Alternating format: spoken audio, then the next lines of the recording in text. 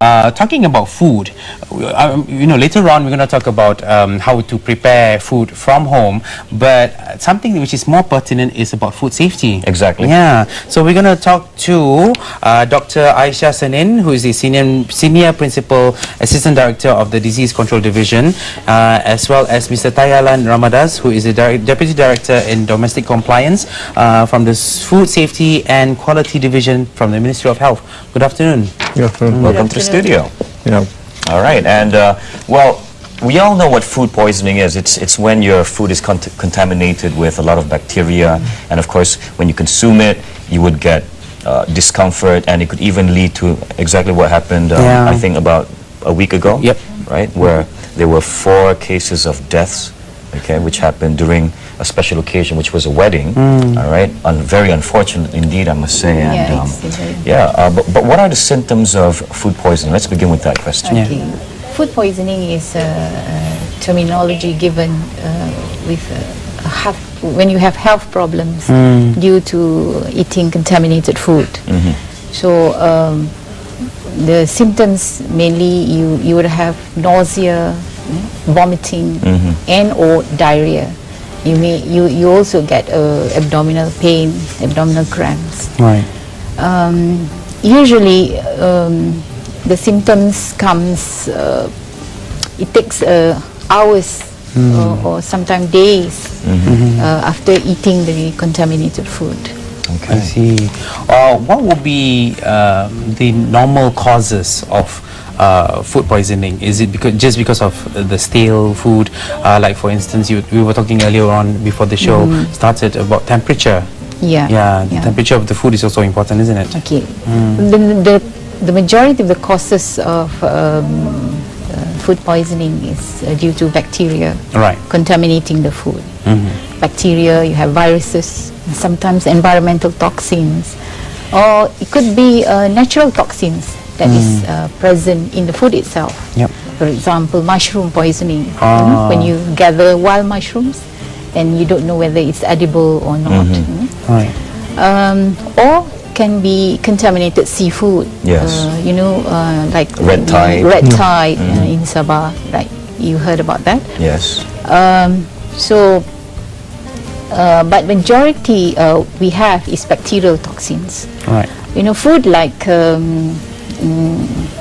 poultry and meat, especially raw poultry, raw meat, they originally contain bacteria. Right. So when you don't put them in the correct temperature, so they multiply. Yep. And you don't cook them well, also they can make you sick. Right. Now, following up to what you said, Doctor, Mr. Tayalan, you're from the Food Safety and Quality Division from the Ministry of Health. So when you buy all these ingredients, especially if it's fresh produce, what should you look out for to really ensure that the produce that you buy is actually safe to eat or to be cooked even? You must make sure that the raw material that you buy to cook food must be fresh.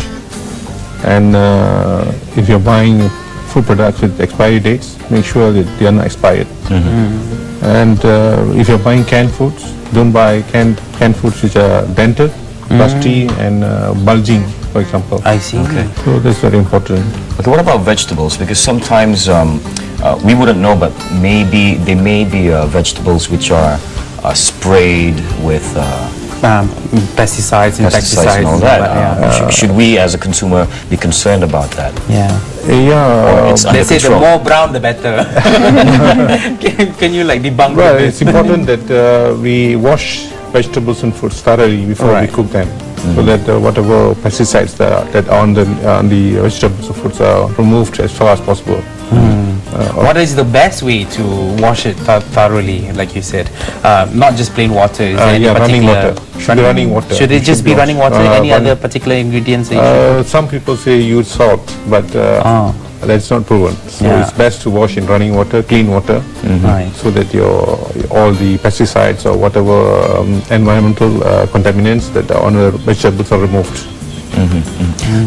Now, there are certain type of people who enjoy eating, take for example, Japanese food, like maybe they're a huge fan of salmon, fish, and they like to take it raw. should we worry and take extra measures to perhaps, you know, or how do we, how would try we to know be whether extra careful? Exactly. Yeah. Well, Japanese, they tend to eat raw food. Yes. And I think they have procedures to make sure that the raw foods are safe. What is important is that we prepare all foods in a hygienic manner.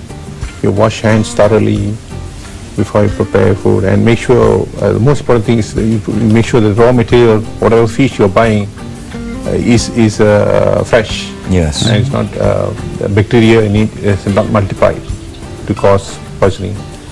So in this country, we are not, the culture is that we don't eat raw food. Right. So it's best not to eat raw food other than in Japanese restaurants or Right. things. Okay. Now, if you wish to take part on the show, you can call us up at 03-2282-8578 or 2282-8579. We have our first caller for this afternoon. Yeah. Hi there. Hi, Mr. Rama. Hi, good morning, good afternoon. Good afternoon. Not Mr. Rama, Uncle Rama. How are you, sir? Fine, man, fine. Okay, what is your opinion, or do you have a question for our guest today? I just want some inquiry. You know, you said what is this? Bacteria and all these things. You said that they have got certain procedures where you can use high temperatures with minimal damaging effect on the vegetables or the meat and thing. So by split second, very high temperatures, where something like, I don't know, like radio waves, you hit and kill the bacteria. High temperatures. High temperatures, eh? At very high temperatures. This is for meat. And it won't damage the food, the quality of the food. Right. Oh, I see. Oh, okay, I understand. Okay, so Yeah. that's the question, right? Okay, Yeah. thanks, Uncle Thank Rama. you. Okay, Thank you. so yeah, would high temperatures actually damage the quality of the food? Without spoiling the If, quality. if you take vegetables, for example, if you cook at high temperature for a long time, it may destroy all the nutrients. That's right. So we should cook it at high temperature but for a short time. Yeah. For example, by steaming at high temperatures. So that's the best method. So it's a fine line between trying to make it not undercooked, but at the same time not to be overcooked and destroy all the nutrients. right? Exactly, and some Yeah. people prefer, like, take for example, their meat to be, there's well done, there's medium, and there's... That's right. Yeah. Yeah. Okay. Well, now, doctor, are there different types of food poisoning? Well, basically, as I said, the causes actually differs, determines the types of food poisoning, whether it's bacterial, viral, or toxins. You know? Okay. And the symptoms will depend on that. So sometimes when we have toxins, especially, example, the red tide, you may have neurological symptoms rather than just vomiting and diarrhea. Okay. And allergies is not included under food poisoning. No. Okay. Allergy will have a different definition. Okay, we're going to talk more to our guests later after this. Welcome back, yes, and if you're just tuning in, you're watching Zamil and Constantine again, and we are still talking about food poisoning, and we have some more questions to ask because this is really pertinent for us to address this issue, especially in terms of food safety. So, you have a question? Yeah, we were actually speaking off the air earlier on, and you know, we were talking about the case which happened in Kedah a week ago, and you mentioned that it was a big cookout that they were having for the wedding. Royong, right? Gotong royong, and what went wrong? Was it the supplier who didn't prepare the chickens properly, and it got contaminated before, or was it? Okay, let me talk in general. Okay. In general, when you're having a kanduri, when you eat, you have to cook a lot. Right. Yes. So what you need to do, you have to choose good raw materials. Yes. And you need to time your supplies. That means immediately when you receive a supply, you need to cook. Yes. You know, not to keep too long. So if you have to keep, then you need to put the raw materials in a correct temperature.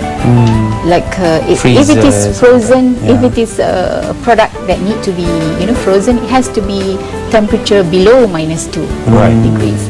So if it's chilled, then you have to have chill temperature.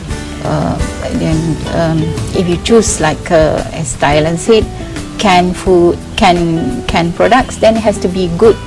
Look at the expiry dates, and the can is not rusty and dented. Yeah. Right. Well, Mr. Thailand, you the Food Safety and Quality Division itself. Do you actually go out and look into all these food outlets that we have in abundance in Malaysia at the moment, right? In terms of the quality control, and how strict are they? This inspection of food premises, Yes. food outlets, Yeah. is a routine activity in the Ministry of Health by the officers of the Ministry of Health. So we carry out inspection routinely throughout the year. And since July, we have also increased our enforcement activities, where we have close to more than 1,000 food premises since 1st of July. I see. We are trying to improve, although we have certain level of hygiene, Right. but we want to improve because of we had some issues about pest control, rats in food premises. Right.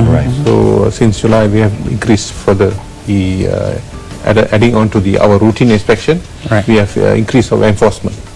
Okay, that's great. Now, because now that you mentioned it, there were also some of the news which came online in the internet where you would hear cases where you drink your canned fizz drink, okay, and it probably had like some rat urine on it, and it caused a few deaths as well. Right? Yeah. So it's important to wash your can before consuming it. I guess. Now, canned food, it's something that we can measure because of the expiry date. But when it comes to buying fresh produce, meats and all that from the supermarket and all that, they don't provide with any expiry date. You just have to basically know what to do, right? How long can you keep it? Yeah, how long can you keep it in the freezer or in the Let me fridge? correct you. Canned foods do not require expiry dates. They do have. Canned food, according to the law, Alright. food law, with Food Act or Food Regulation 1985, we don't need expiry date on canned foods. Oh, I see. With regards to fresh foods, selection of fresh, we should, most of us, even I go to the market, Yeah. and I know which is fresh and which is not fresh. Of course, you have to choose vegetables and all that, green and leafy, and but fish, you must. They have ways of looking at the gills, the whether eyes. it's red or dark red. So You can touch it. It's, most people who go to the housewives, especially who go to the market, they know which is fresh and which is not fresh. Okay. Okay. They're Now, born with the knowledge. Doctor, Yeah. still talking about food poisoning. Are there any home remedies that we can look out for? well, Before seeking medical before treatment. just to inform that most majority of food poisoning is usually mild, but if it is becoming severe, you need to get medical treatment.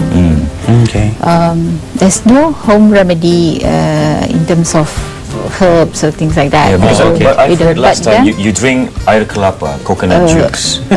well, clear it up. that's because maybe eye clubber have a lot of minerals. But what okay, you need to to help do you. is to replace what you have lost Right. immediately. Like you have vomiting and diarrhea. So, or if you don't have, if you have vomiting, then probably difficult to put the liquid down. So it's best in that case, if it's getting more frequent, the vomiting, then you need to go to Yeah. a doctor and get IV intravenous fluids in. I see. I've been told to take when I had few episodes of food poisoning. I had to take. They told me to take pil cikit aun. There was also toast, really burnt toast. Take it with hot tea, really thick tea. Does that actually help? Well, there's no evidence, Okay. to This is say how that your body it responds helps. to it. Yeah, but the best thing is to take. You can use isotonic drinks, decaffeinated isotonic right. drinks. There are many in the market, or you can get over the counter. ORS we call it, oral rehydration salts. I see. So then you put water, you drink that every time you have what do you call this, diarrhea. So immediately after that you take the ORS. oral rehydration. So you can get it on the counter. Yeah? Okay. But sometimes doctors say, okay, drink isotonic drinks. Okay. With mild symptoms, of course. Right, right. Okay. Now, before we part, any final words from yourself, perhaps advice to the public out there who's tuning in? I think important for the public to always think about food poisoning before they consume food. And they must always, before they touch food or before they eat food, they must practice, wash their hands. And even after going to the bathroom. Right. And that is really a must. That is the principles. So if they can take care of the hygiene and make sure that they look at the food, whether the food is stale or is, you can see actually, you know, sometimes you can see these bubbles or even smell. the The smell, you can sniff the food and the food is bad. Right. So if there's physically nothing, you can just taste a bit. Try and see whether there is evidence of stale or not. And see what happens after 6 hours. But there is. If there is, then don't eat. Okay. Right. Any other additional advice? One important message I'd really to convey to Malaysians is that always take hot food. And according to our food hygiene regulation 36, the temperature of the food should be hot food. Should be always more than 60 degrees Celsius. More than 60 degrees Celsius. Got it. So I think by taking hot food and keeping food warm above 60 degrees, we can avoid a lot of food poisoning. Okay. Right. That's the important message, that the temperature control is very important. Fantastic. And when you are keeping raw chicken, keep it frozen temperature, negative 18 degrees Celsius. Okay. To make sure then when you want to cook it, you thaw it properly. All right. And cooking should be thorough. Wonderful. Thank you for the tip right there. Yes. All right. Thank you, Mr. Tayalan, and thank you, Doctor, so much for sharing with us a lot of info here.